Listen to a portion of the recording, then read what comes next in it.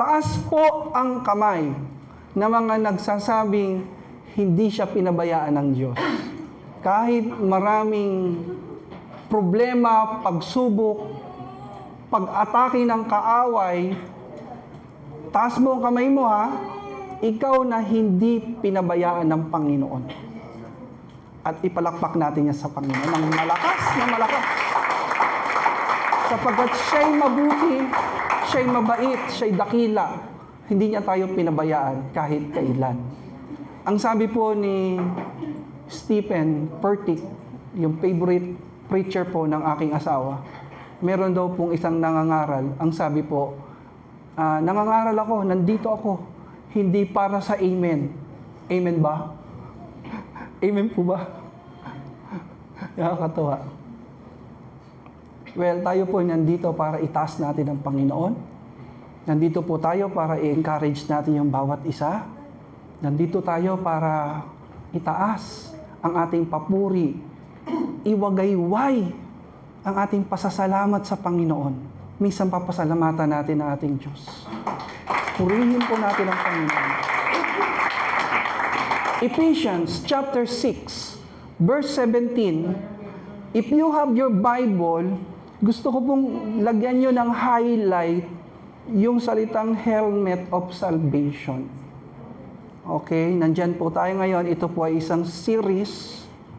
Kung di po ako nagkakamali, ito na yata yung pinaka-pang-apat na serye ng ating pag-aaral sa aklat po ng Efeso 6. Na po. Basahin po natin ang sabay-sabay.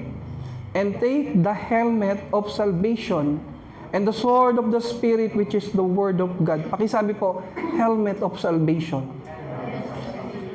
Helmet of salvation. Yan po ang ating pag-aaral sa araw na ito. Ano nga ba ang helmet of salvation? The purpose of a Roman soldier's helmet, pakisabi po, is for protection. Yun ho pala ang dahilan bakit isinusuot itong helmet ng mga Romanong sundalo. Kasi may mga palaso na nagliliyab, may lason, may mga spear. At ito pong helmet na ito ang nagpo-protect sa kanila. Kasi pag tinamaan ang utak, patay na tao. Automatic yan. Ang helmet po ay napakahalaga, parang sa motorcycle helmet. Sino mga nagmumotor? Lagi po kayong mag-helmet kasi yan po ang magpo-protect po sa inyo mula sa mga matitinding pinsala dulot ng aksidente. Amen po.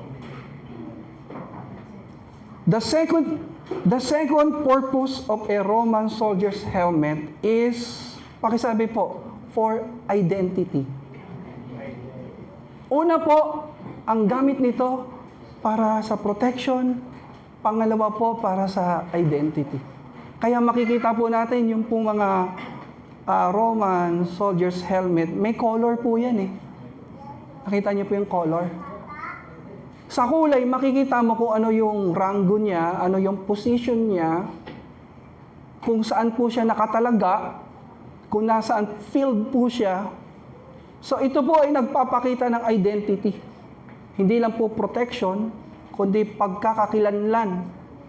Pag nakita yan, ay, ano to, mataas to, matikas to, mabangis to. Tingnan mo yung katabi mo.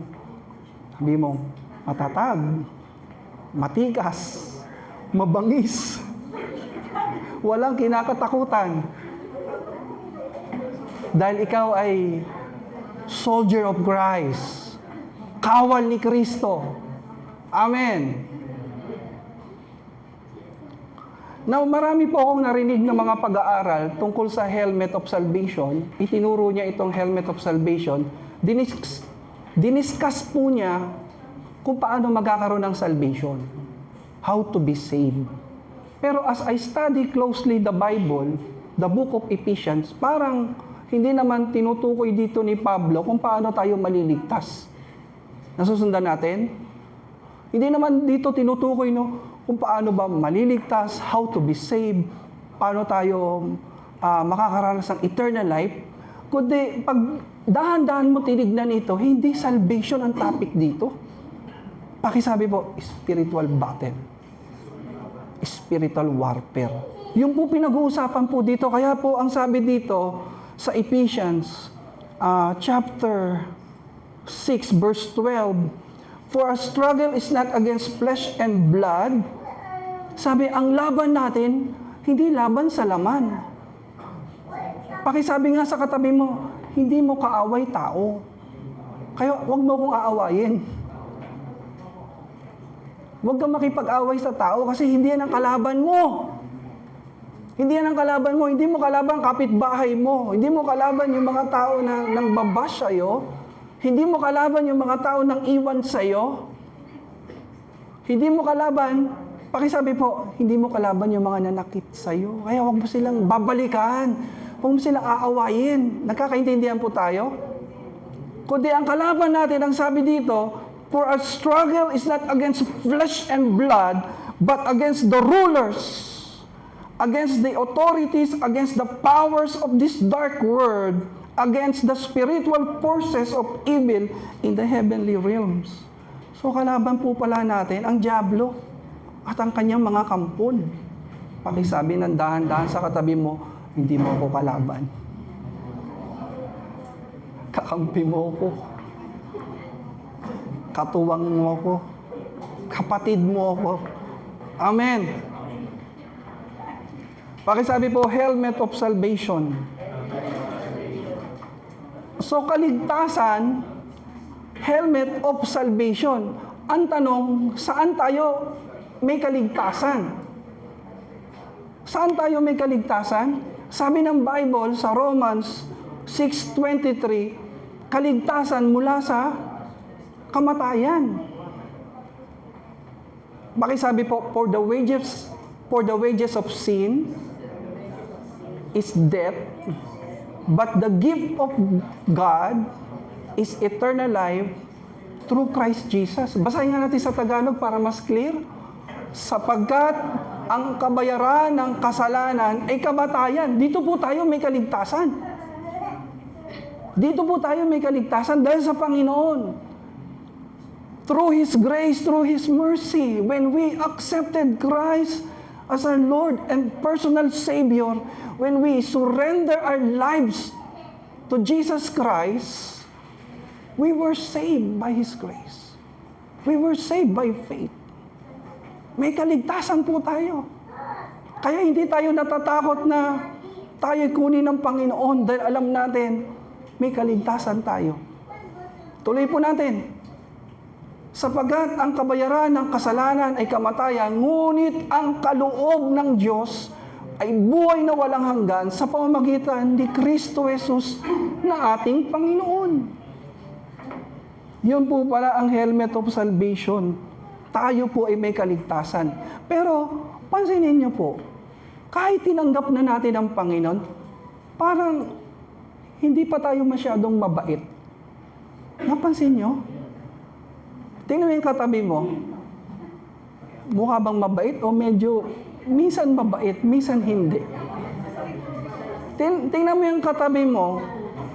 Wala na bang sungay o meron pang konti? Wala na bang pangil o meron pang konti? Napansin niyo po? Napansin niyo po? Pakisabi po, gusto kong bumait, pero di ko magawa. Diba parang gusto nating bumait, gusto nating maging mabuti, pero di natin paggawa. Ito po ang paliwanag. Tingnan niyo po. Ang tao po ay meron pong, pakisabi po, spirit, soul, and body. Yung spirit, mga kapatid, yan yung puso natin.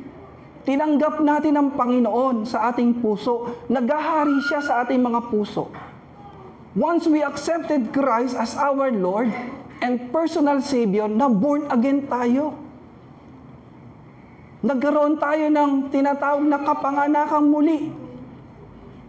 Kaya napansin niyo po, nung tinanggap mo ang Panginoon, gusto mong bumait? Gusto mong gumawa ng mabuti? Gusto mong papurihan ng Panginoon? Sino po nakakaramdam niyan? Yung para bang nahiya ka ng gumawa ng kasalanan. Ayaw mo na magbisyo. Ayaw mo nang balikan yung luma mong buhay. Taas po ang kamay ng nakakaranas niyan. Ibig lang sabihin, talagang totoo mo tinanggap ang Panginoon. Pag hindi mo nararanasan yan, aba, na mamlastik ka lang, hindi ka talaga totoong tumanggap sa Panginoon. Okay? Ngayon, ang pagbabago po, nagsisimula sa spirito natin.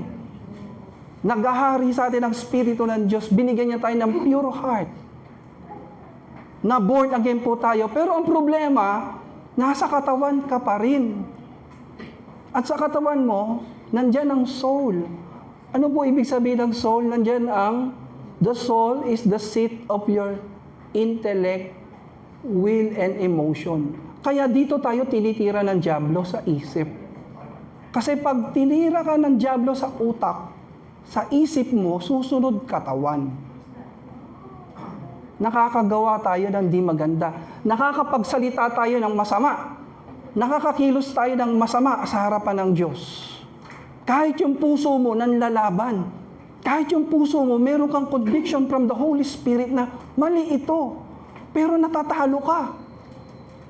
Kasi dito po tayo tinamaan ng mga payaso, ng mga kaisipan ng kaaway.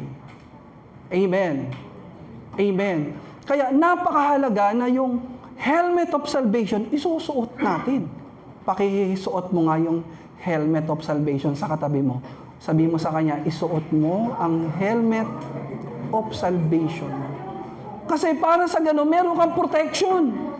May identity ka na you are a child of God. Kapag suot-suot mo yung helmet of salvation mo, kapatid, ano bang atake ng kaaway sa'yo, hindi ka niya mapapasunod. Hindi ka niya na maiisahan. Can we say amen to that?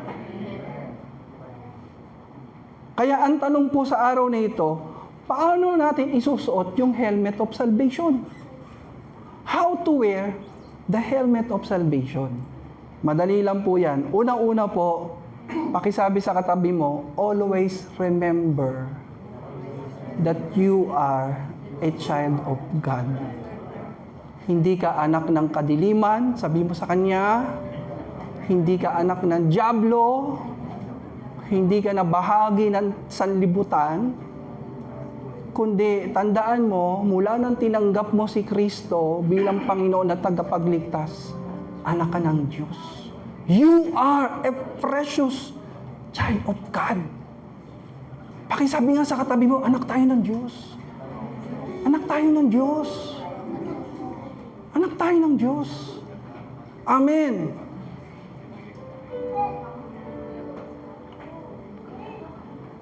Naalala ko po, sa Mark chapter 5, ang sabi doon, there was a woman who had an issue of the blood. Tanungin yung katabi mo, ano ang issue mo sa buhay? Tayo po, may kanya-kanyang issue po tayo, no? Pag sinabing issue, kalagayan, problema, nakaraan. Pero alam niyo po pala, sa Panginoon, hindi niya na tinitignan kung anong issue mo. Hindi niya na tinitignan yan. Bilang anak ng Diyos, bilang tao na tumanggap sa Panginoon, tapikin mo yung katabi mo, hindi na mahalaga sa Diyos ang iyong nakaraan. Hindi na mahalaga sa Panginoon ang anumang issue na meron ka ngayon. Hindi ka niya tinitignan ayon sa issue mo.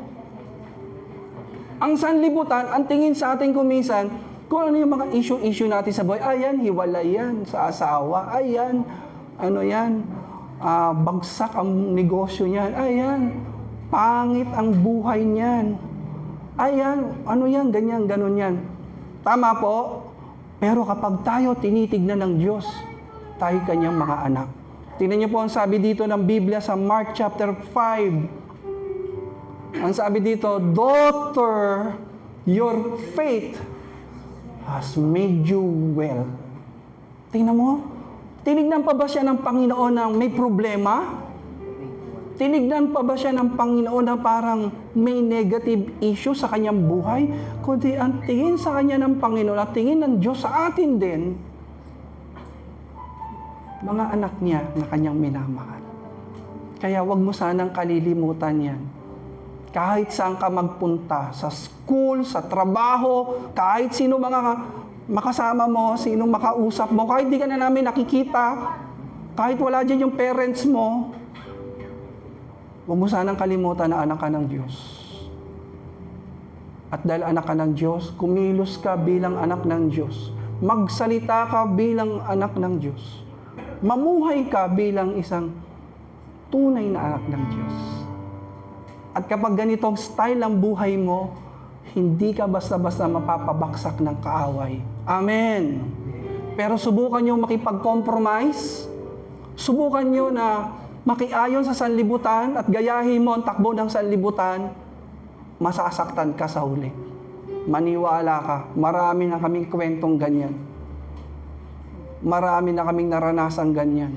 Once na ang isang anak ng Diyos nakipag-compromise sa sanlibutan, nalimutan niya yung identity niya, mahihirapan siya magpatotoo, mahihirapan siya mag-invite, mahihirapan siya magyaya ng mga tao sa gawain ng Diyos. Bakit? Wala eh, sira ka na eh. Sinira mo yung patotoo mo, sinira mo yung identity mo. Kaya ang challenge sa atin ng Panginoon, pakaingatan po natin ang identity po natin. Hindi lang apelido ng tatay mo ang dala mo, kundi dala mo ang pangalan ng iyong Ama sa Langit. Dala mo ang pangalan ng Panginoong Jesucristo. Amen. Palakpakan natin ang Panginoon. How to wear the helmet of salvation? Paano pa po? Romans 12:2, ang sabi diyan, renew your minds. Basahin po natin ng malakas. Ano po ang sabi diyan? And be not conformed to this world, but be transformed by the renewing of your mind. Mga kapatid, wag na tayo daw aayon sa sanlibutan. Hindi ibig sabihin maraming gumagawa. Hindi ibig sabihin na accepted ng karamihan. Hindi ibig sabihin uso.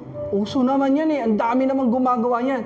Pero kapag yan ay against the Word of God, yan ay labag sa salita ng Diyos, please, huwag kang umayon. Ang sabi diyan, paano natin isusuot? By the renewing of your minds. Bakit? Kasi tingnan nyo po, kung minsan tayo po mga anak ng Diyos, wala pa naman tayo sa heaven, wala pa tayo sa kaharian ng Diyos, nakasayad pa rin yung paa natin sa lupa. Tingnan mo yung katabi mo, baka nakaangat na sa lupa yan ha. Nakasayad pa rin tayo sa lupa. Tama? Ibig sabihin, exposed pa rin tayo sa sanlibutan. Ibig sabihin, naririnig natin yung boses ng sanlibutan. Advertisement ng sanlibutan.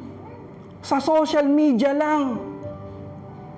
Exposed ka dyan. Kaya ang utak natin minsan bombarded po tayo ng mga kaisipan na hindi sa Panginoon. So, anong gagawin mo?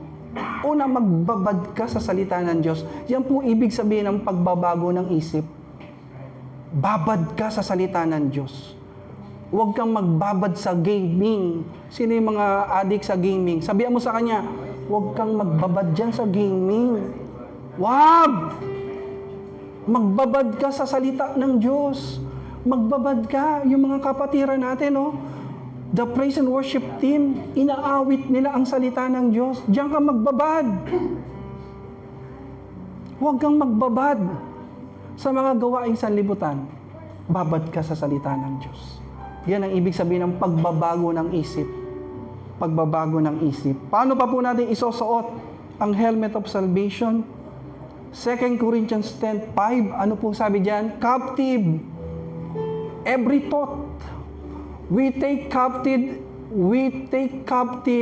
every thought to make it obedient to Christ. Tingnan niyo po ako saglit. Hawakan niyo po yung isip natin.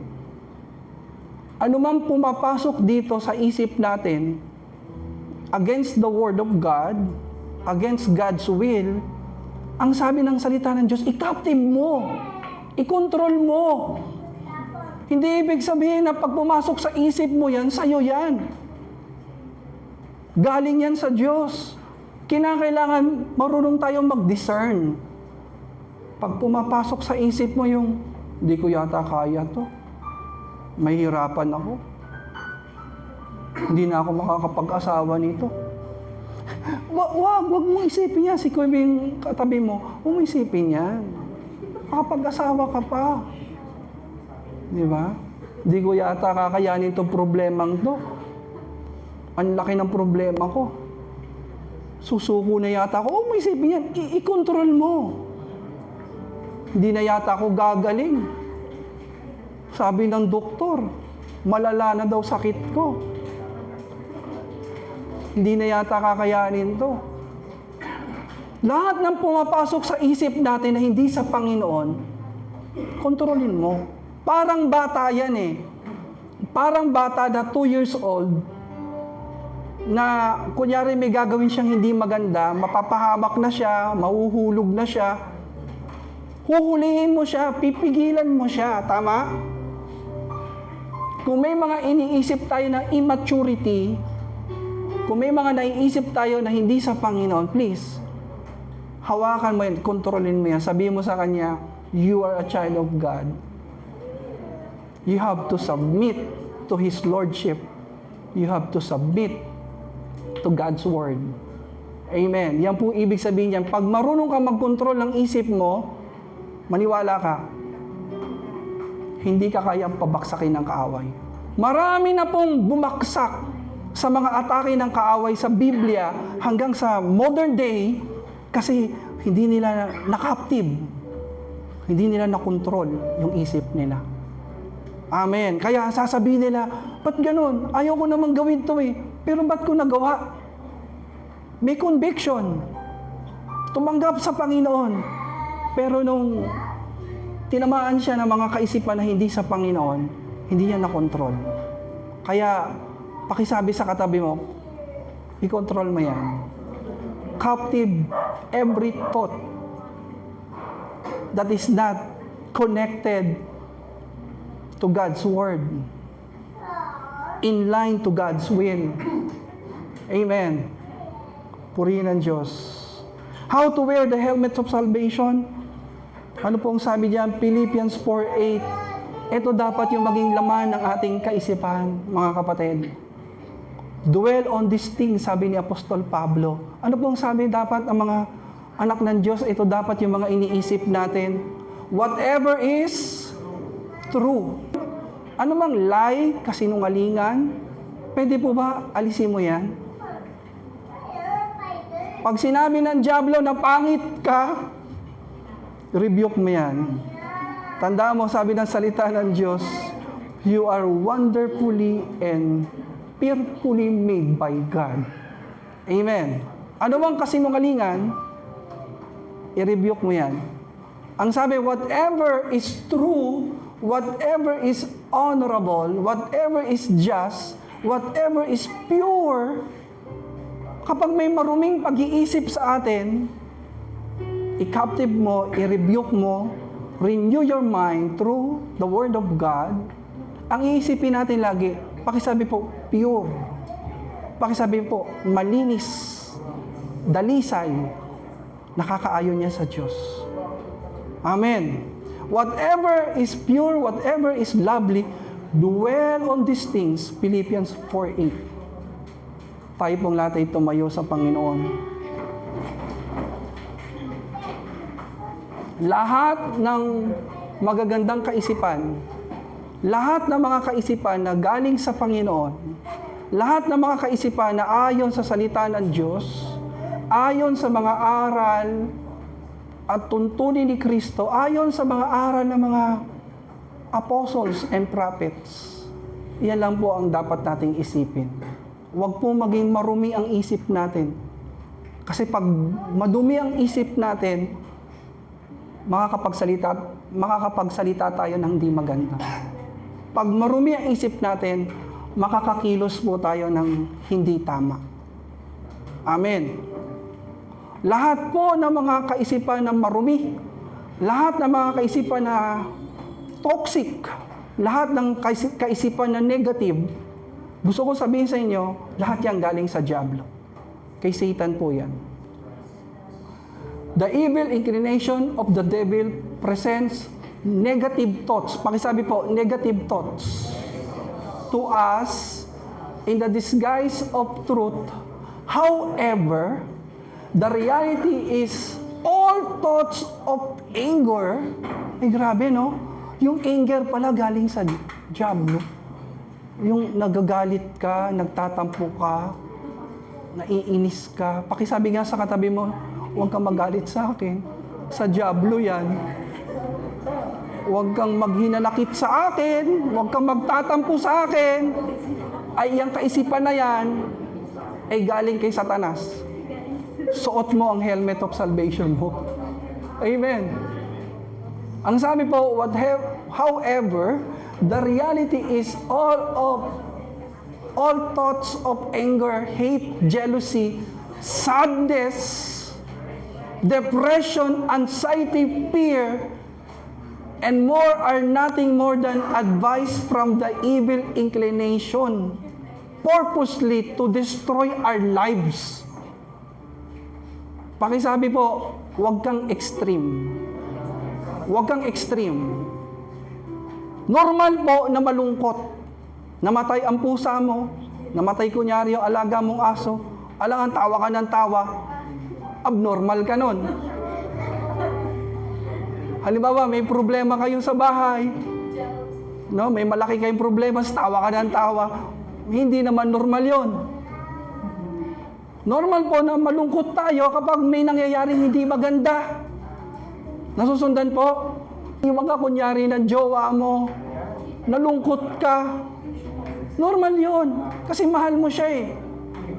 Pero subalit, datapwat, pag sobrang lungkot ka na, yung sobrang lungkot, yung hindi ka na kumakain, hindi ka na natutulog, hindi ka na nagpapalit ng damit, hindi ka na naliligo, hindi ka na lumalabas ng bahay, hindi ka na nakikipag-usap, at nag-iisip ka na, Lord, kunin mo na ako. Hindi na po normal yun. Amen. Yan po mga emotions, pag sumobra ka dyan, sa diablo na yan. Nagagalit tayo kuminsan, nagagalit. Normal yan, nagagalit. No? Baka isipin nyo kasi, baka pag nagalit ako, kay Satanas to. Iaano natin, ibabalansi lang natin. Alang halimbawa, may ginagawang hindi maganda anak mo, may ginagawa na hindi maganda yung mga tauhan mo. Halimbawa, kunyari, may mga pagnanakaw na nangyari, may mga trabaho na hindi tama, alang nga natatawa tao, ayos yan. Ay, hindi normal yon. Tama lang magalit. Tama po? Tama lang magalit. Kaya may banal na galit eh. Pero pag sumobra-sobra na yung galit mo, na hindi ka na nagre-reply, hindi ka na nakikipagkita, o kaya minsan nagkita, namumula ka na sa galit, nagsasalita ka na hindi maganda, sa diablo na yan. Pakisabi sa katabi mo, huwag kang extreme. Huwag kang extreme. Pag extreme ka, nakakakilos na ang kaaway sa'yo. Amen. Amen. Kaya nga ang sabi ng salita ng Diyos sa 1 Corinthians 2:16, we must have the mind of Christ. Kailangan nasa atin yung kaisipan ni Kristo. Yung isip na ito, hindi dapat isip sanlibutan, isip diablo. Kundi ang isip dapat natin, isip na kaisipan ng Panginoong Hesus. Amen. Kung ang pag-iisip natin, yung kaisipan ng Panginoon, hindi ka dapat mag-iisip ng masama. Hindi ka dapat mag-iisip ng hindi maganda sa kapwa mo. Naranasan nyo na ba yan na minsan may nagsabi sa'yo na, bakit galit ka sa akin? Magugulat ka lang, ha? Ang galit? Ano na to? Di ba? Nagulat ka na lang. Sabi sa'yo, galit ka sa akin. Galit din ako sa'yo. Wala ka namang ginagawa. Paano ka nagalit sa akin? Hindi mo kasi ako ni-replyan. Kaya naisip ko, galit ka sa akin. Nung dumaan ka, kumakaway ako. Hindi ka naman sin. Sa camera, panay kaway mo. Sa personal, isnabero ka. Di ba? Hindi mo alam na may ginagawa ka pala na ikagagalit niya. Kasi sabi mo, naku, hindi ko po alam yan. Pasensya ka. Pero sa totoo lang, nilagyan ka ng dyablo ng galit. Amen. Kaya ang sabi, let the mind of Christ dwell in us. We must have the mind of Christ. Kapag may problema ka, isipin mo, paano mag-isip si Kristo sa problema kong ito? Pag may temptation ka, paano mag-isip si Kristo sa tukso na ito? Kapag may kausap ka, paano kaya mag-isip si Kristo habang kinakausap ko mga taong ito? You have the mind of Christ. Kapag may sitwasyon, paano kaya tinitignan ni Kristo ang sitwasyon na ito? So, ang tanong, last verse, paano tayo magkakaroon ng kaisipan ni Kristo? Pakisigaw po, Joshua 1:8. Basahin natin sa Tagalog. Huwag mo kaliligtaan, basahin ang aklat ng kautusan. Pagbulay-bulayan mo yaon araw at gabi upang matupad mo ang lahat na nakasaad doon. Sa gayon, magiging masagana at matagumpay ang iyong pamumuhay. Pakisabi po, victory. Victory po, sa spiritual warfare pa rin to. Anong gagawin mo? Magbasa ka ng salita ng Diyos. Pagbulay-bulayan mo salita ng Diyos. Sabi ng kausap kong lalaki kanina, Pastor, mula nung nagbasa ako ng Biblia, mula Genesis hanggang Revelation, pag nabasa ko yung Revelation, babalik ulit ako sa Genesis. Araw-araw ako nagbabasa. Mula nung nagbasa ako ng salita ng Diyos, nawala lahat ng bisyo ko. Alak, sugal, sigarilyo, lahat ng bisyo sa katawan ko. Nabago ang buhay ko. Mga kapatid, isuot mo ang helmet ng kaligtasan sa pamamagitan ng pagbubulay-bulay ng mga salita ng Diyos. At kapag ang mga salita ng Diyos ang laman ng isip mo, hindi ka pwedeng dayain ng dyablo. Hindi ka niya madi-discourage. Hindi ka niya mahihila pabalik sa luma mong buhay. Hindi ka niya kayang pabaksakin. Why? Because you are wearing the helmet of salvation. Tayo po'y manalangin. Panginoon, pagpalain mo mga anak mo sa lugaring ito. Pagpalain mo ang bawat isip namin, ang bawat kaisipan namin. Pagharian mo ito, Lord. Pagharian mo ito ng mga salita mo, O Diyos. Upang ito'y maging malinis. Upang ito'y laging protektado, O Diyos. Pagharian mo ito ng mga salita mo, Panginoon, upang hindi ito mapasok ng anumang mga kaisipan na marumi, negatibo, poisonous na galing sa kaaway. Salamat, Panginoong Diyos, sa mga salita mo sa araw na ito. Sa pangalan ni Jesus. Amen.